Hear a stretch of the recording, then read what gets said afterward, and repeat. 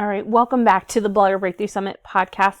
I'm your host, Liz Stapleton, and today we're going to chat about something super important that doesn't always get the spotlight it deserves: accessibility on your blog. Trust me, making your blog accessible is not only the right thing to do, but it is also a smart move to grow your audience. So, with the help of the wonderful Erin Perkins, let's dive in.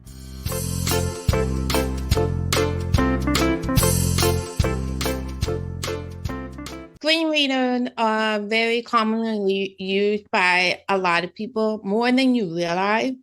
And so the one thing I am going to tell people, do not have accessibility overlays on your website. That's just like a hard no. No accessibility overlays. The reason being, these companies are going to sell you on it. And I'm going to be like, no, they're going to charge you outrageous amounts of money. It's not a good thing because when you think about it, most people with disability, when we have already created our own system for what works, we have our own setup. Like for me, for example, my setup was when I use this loop that I have around my neck with the black loop, it streams stuff to my hearing aid and my cochlear implant, and it works for me.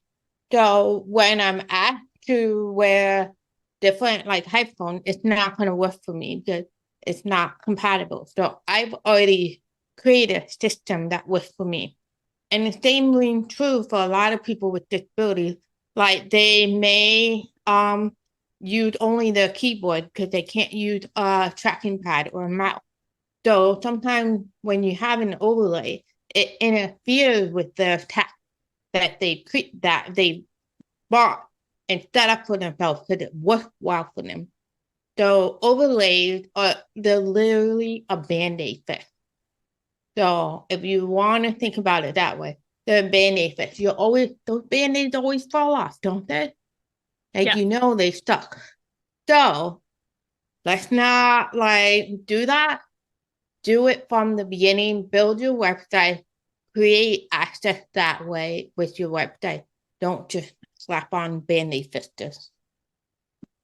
Yeah, and I will say, I think it's easier to build an accessible website from the beginning than it is to go back and fix it.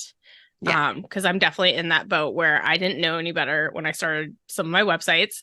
And I'm still years later being like, oh, wait, that is missing an alt text. Or my very first blog, do as I say, not as I do, I totally used for a while headings based on how they looked and not necessarily. I did too, 100%.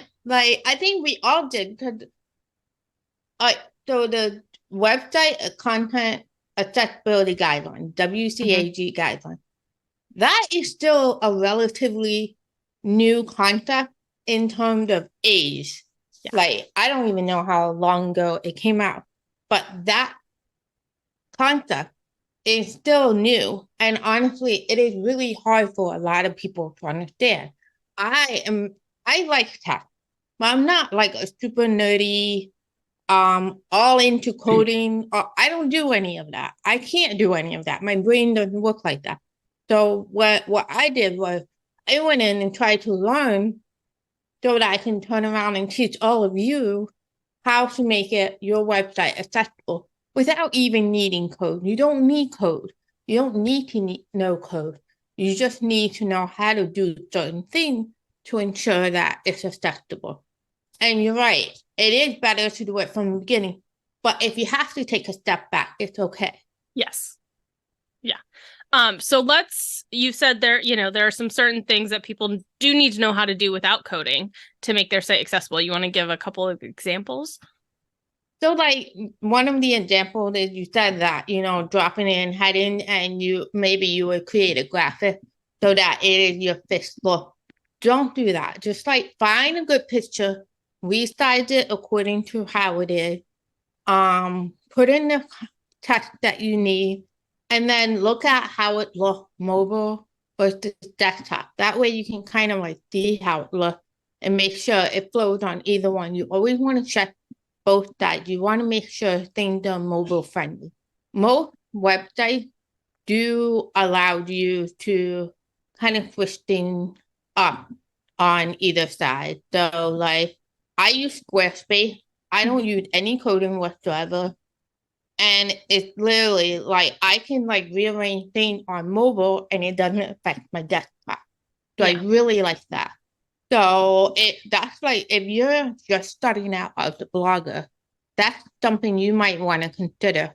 How are things like laid out so that you can be able to make it how you want it to look without throwing in all the things. Remember, the web content accessibility guidelines might sound intimidating, but they're here to help. They're like the rulebook for creating accessible websites. Yes, it is a lot to take in, but you don't have to be a coding genius to make your site more accessible. Start with the basics and build from there. Be sure to join us next time to learn all about tailoring your email automations.